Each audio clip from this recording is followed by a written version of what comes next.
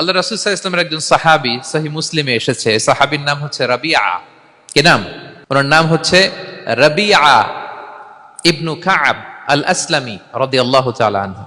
উনি বলেন, কুনতু আবিতু ইনদা রাসূলিল্লাহ। একবার আমি রাত্রিবেলা রাসূল সাল্লাল্লাহু আলাইহি ওয়াসাল্লামের সাথে ছিলাম, কোন এক কারণে রাসূলের সাথে রাত কাটিয়েছি।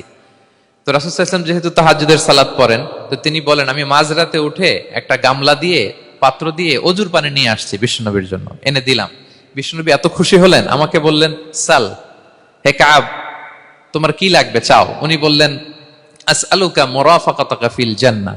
উনি বললেন, ইয়া রাসূলুল্লাহ, আপনি যদি কিছু চাইতেই বলেন তাহলে আমি জান্নাতে আপনার সাথে থাকতে চাই। দেখেন কিভাবে ওনারা সুযোগ কাজে লাগাতেন। অজুর পানি নিয়ে আসছে, বিষ্ণু খুশি হয়ে গেলেন, বলেন, তুমি কি চাও? বলে, আসআলুকা মুরাফাকাতাকা ফিল জান্নাহ। বড়টাই চাইছে, ছোটখাটো জিনিস চাই নাই। নবী, হে, আমি জান্নাতে আপনার সাথী হতে চাই। বিষ্ণু বললেন, আওয়া গায়রা যালিক, আর কিছু চাও, অন্য কিছু লাগবে? বলতেছে, না, উরিদু যাক, শুধু এইটাই চাই। তখন বিষ্ণু সাল্লাল্লাহু আলাইহি ওয়াসাল্লাম বললেন, আইন্নি আলা নাফসিকা বিকাসরাতি সুজুদ। এই মর্তবা যদি তুমি চাও তাহলে বেশি বেশি সেজদায় লুটিয়ে থাকো। আলাইকা বিকাসরাতি সুজুদ, বেশি বেশি সেজদা দিও। যদি সেজদায় পড়ে থাকতে পারো তাহলে জান্নাতে আমার সাথী হতে পারবা। আল্লাহু আকবার।